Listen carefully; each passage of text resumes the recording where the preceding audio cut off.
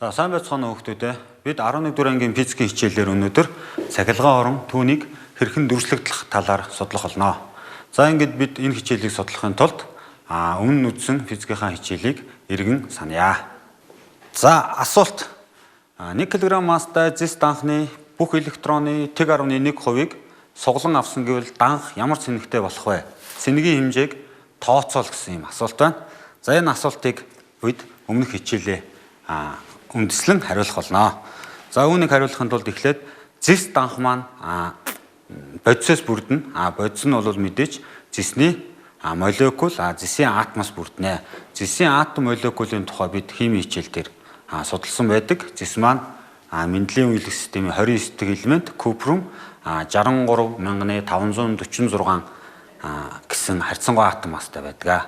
За зисийн атомын бүтцийг нь авч үзэх юм бол Резерфордны гаригын загвараар зис маань атомынхаа төвд бол цөмөө тойроод электронууд нь эргэж байх юм загвараар дүрслэн үзэж болох юм аа. За зисийн атомд байгаа электрон маань өөрөө хасах 1602-ыг үржих нь 10-ын хасах 19 зэрэгт кулон гэсэн цахилгаан игэл цэнэгтэй зисийн атомын төвд байгаа цөмд байгаа протон маань бол нэмэх 1602-ыг үржих нь 10-ын хасах 19 зэрэгт кулон гэсэн цэнэгтэй юм аа. За мэдээж зисийн атомын шин чанараас гадна бид нар Авогадроны хуулийг бол мэдсэн байх ёстой. Авогадроны хууль бол 1 моль ямарваа нэгэн бодисод 6022-ыг үрждэг нь 10-ын 23 зэрэгт ширхэг атом молекул агуулгадана гэсэн юм Авогадроны хууль байдаг. Энэ Авогадроны хуулиар бол манай 1 моль зис гэдэг бол 6355 грамм 6355 грамм зис маань 6022-ыг үрждэг нь 10-ын 23 зэрэгт ширхэг зисийн атомоос тогтноо. За тэгвэл бүгдөө асуултынхаа тооцооллыг хий. За мэдээж 1 кг масстай данх гэдэг бол 1000 г масстай 1000 г масстай зис данх учраас 1 моль зисийн масс бол 6355 грамм моль болно. Тэгвэл манай данх бол хэдэн моль вэ гэдгийг нийт массыг моль-моос харьцуулж олно. За үүнийг тооцож үзэх юм бол 1000 граммыг 6355 грамм моль хуваагаад 1574 моль болно манай зис данх. За тэгвэл зис данханд маань хичнээн атом байгаа вэ гэхийг олохын тулд молийнхоо тоог Авогадроны тоогоор үржиж олно. Үүнийг тооцоолох юм бол 1574 молийг 6022-ыг үржих нь 10-ын 23 зэрэгт ширхэг тоогоор үржснээр 9476-ыг үрждэг нь 10-ын 23 зэрэгт ширхэг атомтай. За энэ зис данх маань ийм атомтай бол хичнээн электронтой вэ гэж. Нэг атом маань 29 электронтой учраас атомынхаа тоог 29-оор үржиж өгнө. Ингээд 2748-ыг үрждэг нь 10-ын 25 зэрэгт ширхэг электрон манай зис данханд агуулгадж байх нэ. За энэ электроны 0.1%-ыг нь авсан учраас сугарсан буюу данхнаас гарсан электроны тоог бол 2748-ыг үрждэг нь 10-ын 22 зэрэгт ширхэг электрон бол сугалж авсан байх нэ. За тэгвэл электрон сугалж авна гэдэг нь бол манай данх электроны дутагдaltaй болно. Нөгөө талаасаа протоны илүүдэлтэй болох юм аа. За ингээд протоны илүүдэлтэй болсон данх маань ямар цэнэгээр цэнэглэгдэх вэ гэхээр тэр протон электроны тооны зүрэг игэл цэнэгийн хэмжээгээр үржиж болох юм. За эндээс тооцож үзэх юм бол манай зис данх маань 4397 үрждэг нь 10-ын 3 зэрэгт кулон цэнэгтэй болох юм аа.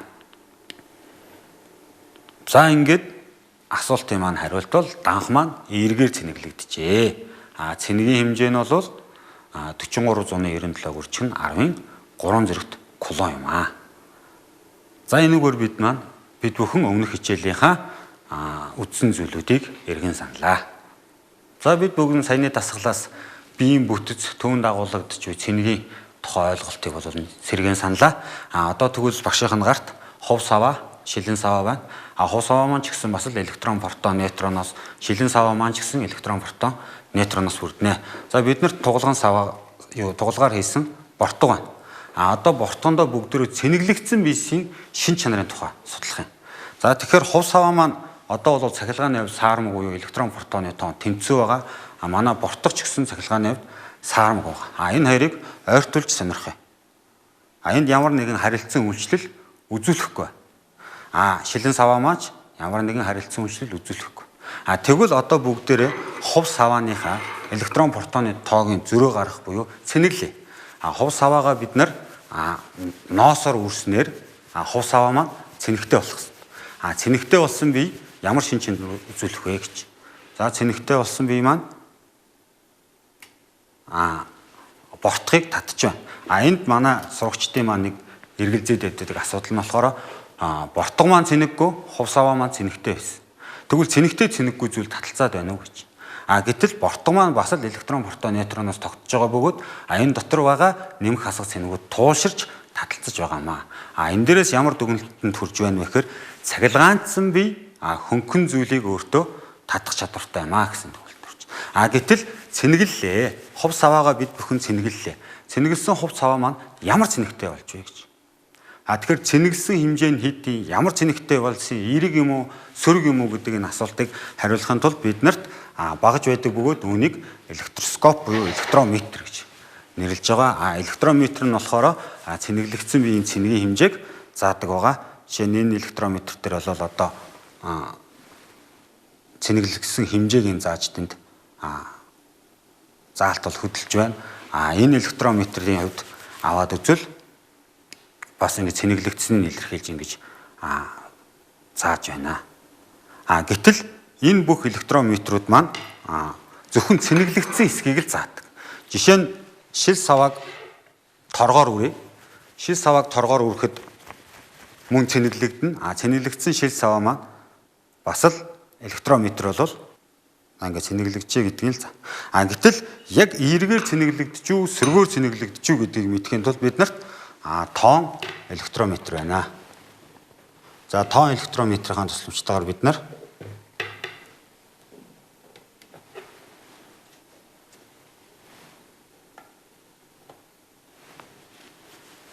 саваа цэнэглэг энэ маш нарийн хэмждэг учраас цэнэгийг бол маш нарийн хэмжин. За үүнийг бол Паскалийн ховин гэж нэрлэдэг.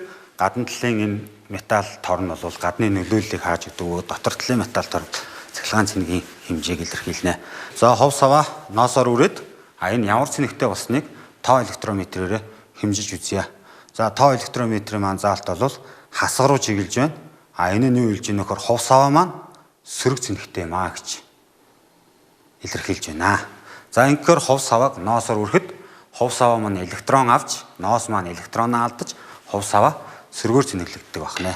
Харин одоо шилэн савааг торгоор үрж үзвэл. Шилэн савааг торгоор үрээд Паскалийнхаа ховн руу ойртуулах юм бол электрометр маань эерэг утга зааж байна. Энэ нь юу хэлж байна вэ гэхээр торгоор шилийг үрэхэд шил маань торгоноос торгонд электроноо алдснаар шил маань эерэг цэнэгтэй болжээ гэж. За ингээд байгаль дээр бодиттой хоёр цэнэг оршин байдаг юм байна гэдэг туршилтыг үзүүллээ. За одоо тэгвэл бүгдээ хов саваагаа ноосоор үрээд бортгоон цэнэглэлчгээ. Бортго маань цэнэггүй байгаа. Одоо хов савааг ноосоор үрээд бортгоон цэнэглэлч.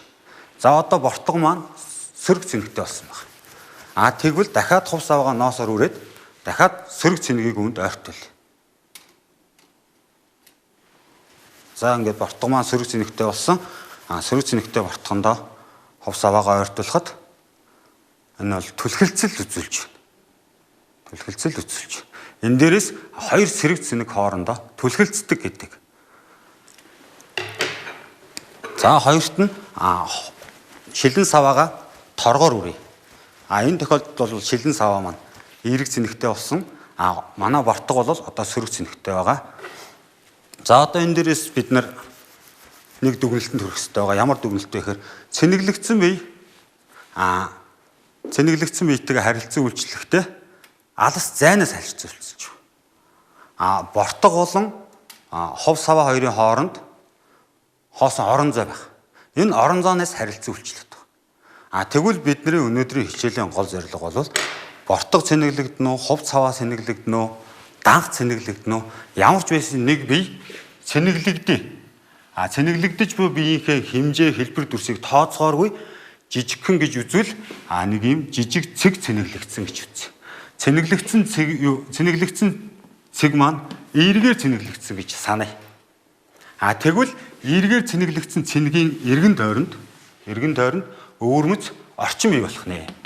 Энэ өвөрмөц орчин нь яадаг орчин бэ гэхээр өөр нэг цэнэг оруулаад ирвэл зайнаас энэ цэнийг үүсгэсэн энэ өвөрмөц орчин нь өөр нэг цэнэг оруулаад ирвэл тэр цэнийг түлхэж байдаг юм байна. Эсвэл сөрөг цэнэг оруулаад ирвэл тэр цэнийг татаж байдаг юм байна. Тэгвэл энэ цэнийг үүсгэсэн өвөрмөц орчин дотор орж ирсэн цэнэгүүд зайнаас харилцсан үйлчлээд байгаа энэхүү орон зайг энэ цэнийг үүсгэж буй орон гэж нэрлэдэг. Мэдээж цэнэг үүсгэж байгаа учраас энэ орныг цахилгаан орон гэж нэрлэж байгаа. Тэгвэл цахилгаан орон маань ямар хэлбэр дүрстэй байх юм бэ? Бид яаж мэдэрч болох юм бэ гэсэн юм асуулт гарч ирж байгаа. Бид бол цахилгаан орныг үнэрлэж юм уу амталж харж мэдрэх боломжгүй учраас үүнийг өөрсдийнхөө мэдрэхүй таарсан зүйлээр төлөөлүүлэн үздэг байгаа. За ингээд цахилгаан орныг ямархуу хэлбэр дүрстэй байхын төлөөлүүлэхийн тулд дараах хэдэн санаануудыг сурагчтайгаа хамтарч ийе. Эргээр цэнэглэгдсэн биеийн эргэн тойронд маш бага эерэг цэнэг оруулж ирээ. Оруулж ирсэн энэ эерэг цэнэгээ туршуул цэнэг гэж нэрлэж. За туршуул цэнэг гэдэг үсгэр. Тэгвэл түрүүний туршилтаар хоёр эерэг цэнэг маань түлхэлцдэг бөгөөд түлхэлцэл нь энэ хоёрын төвийг дайрч холбосон шулууны дагуу гадшаа ингэж түлхэлцэж байгаа. Тэгвэл энэ туршуул эерэг цэнэгээ энэ дээрээс аваад энэ хавьд байрлуулад үзье. Энэ хавьд байрлуулад. Тэгэх юм бол бас л энэ хоёр маань хоорондоо түлхэлцэх бөгөөд холбосон шулууны дагуу гадшаач эхэлж байгаа. Түлхэлцлийн хүч маань. Тэгвэл энэ мэтээр энэ туршуул цэнэгээ энэ цахилгаан цэнэгийнхаа энэ тэнд байрлуулад үзээд байвал үргэлж энэ эерэг цэнэгийг түлхсэн чиглэлтэй гадагшаа чиглэсэн ийм хүчнүүд биднэрт зурагдах юм аа. Энэ хүчний энэ сумтай хэрчүүдийг бид үргэлжлүүлэх юм бол эерэг цэнэгээс гадшаага чиглэсэн ийм сумтай хэрчмүүдийг зурж болно. За тэгээ мэдээж бид нэр туршуул цэнэгээ хаана байрлуулснаас хамаарат тэр цэг болгонд ийм шулуунууд зурагдах юм аа. Энэ дээрээс бид нэр цахилгаан орныг дүрсэлж ойлгож болох. Цэнэг гэж байна. Тэгвэл тэр цэнийг эргэн тойронд өвөрмөц орчин үүснэ. Тэр орчинд орж ирсэн цэнийг энэ орчин түлхэх татах харилцан үйлчлэл хийх бөгөөд тэр харилцан үйлчлэлийг үзүүлдэг орон маань эерэг цэнэгээс цацарсан ийм хэлбэртэй байна гэж төсөлж үзэж байна. Тэгвэл бидний үүсгэж буй орныг үүсгэж буй цэнэг маань сөргөөр цэнэглэгдсэн бай гэж үзье. Сөргөөр цэнэглэгдсэн оронд бас л туршуул эерэг цэнэг оруулж ирээ. Тэгэх юм бол энэ сөрөг цэнэг эерэг цэнэгийг холбосон шулууны дагуу энэ эерэг цэнэгийг энэ сөрөг цэнэг татаж буй мэт үйлчлэл үзвэл. Тэгвэл энэ туршуул цэнэгийг мөн хаа сайгүй байрлуулбал үргэлж татаж буй юм чиглэлүүд зурагдах бөгөөд эдгээрийг зураад байх юм бол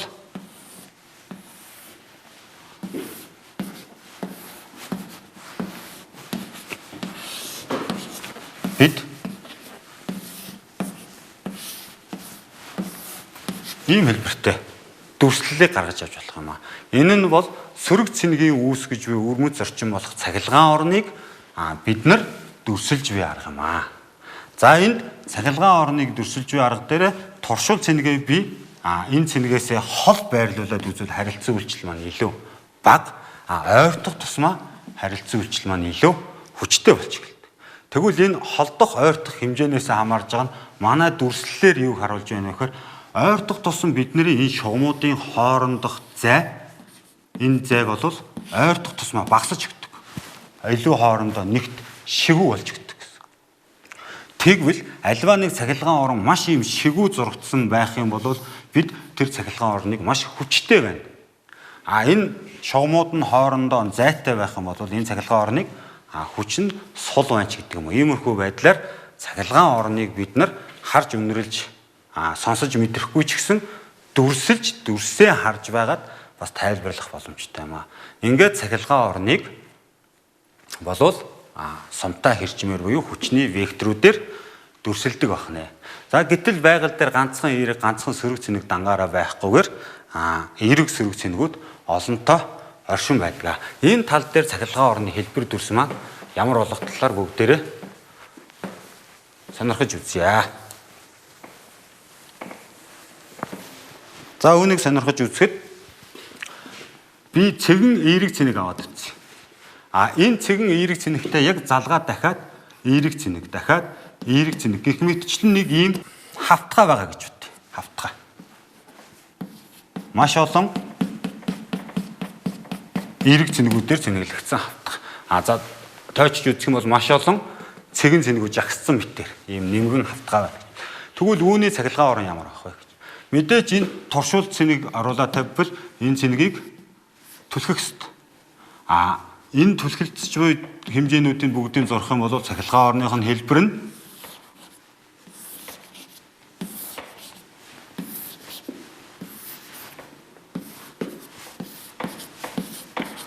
хавтгайгаас перпендикуляраар гарсан юм хүчний векторуудээр дүрслэгдэн. За мэдээж захын цэгтэй бол энэ маань бага зэргийн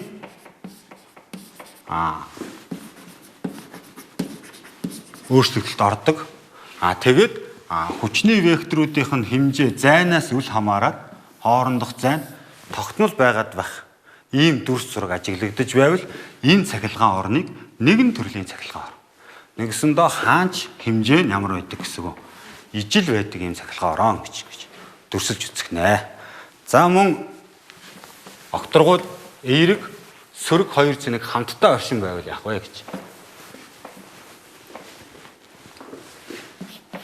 Эерэг сөрөг цэник. Тэгвэл мэдээж эерэг цэнэгээс цацран сөрөг цэник рүү орж явах ёстой тийм.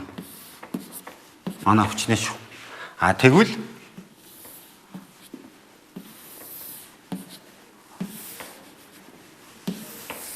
иймэрхүү хэлбэртэйгээр цахилгаан орн нь дүрслэгдэх нэ. Энэ бол эерэг сөрөг цэнигийн үс гэж бай. Цахилгаан орныг дүрслэн үзвэл ингэж харагдах нэ. Хоёр эерэг цэник байвал яах вэ гэж.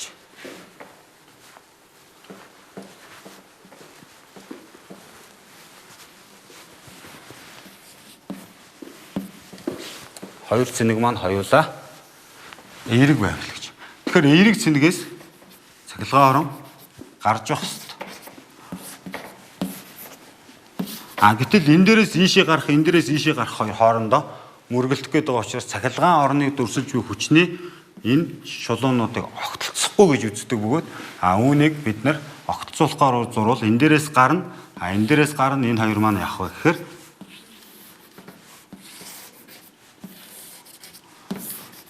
огтлцохгүй учраас ийм хэлбэртэй болж дүрслэгдэх нэ. Гэх мэтчлэнгээр цэнэглэгдсэн биеийн эргэн тойронд үүсч буй цахилгаан орныг бид нэр дүрсэлж үзэж болох нэ. За бид ингээд төрөл бүрийн цэнэгүүдийн үүсгэж буй цахилгаан орныг дүрсэлж тодорхой хэмжээнд ойлголт авсан байх. Ингээ хүүхдүүд маань гэртээ квадратын оройнууд дээр эерэг болон сөрөг цэнэгүүдийг өөрсдийнхөө одоо сонголтоор байрлуулан үүсгэх цахилгаан орныг зурж дүрслээрээ асууж тодруулах юм байвал багш болон гэр бүлийнхэнтэйгээ холбогдож энэ талаар тодруулж багштаа хийсэн гэрийн даалгаврыг шалгуулаарай. За баярлалаа.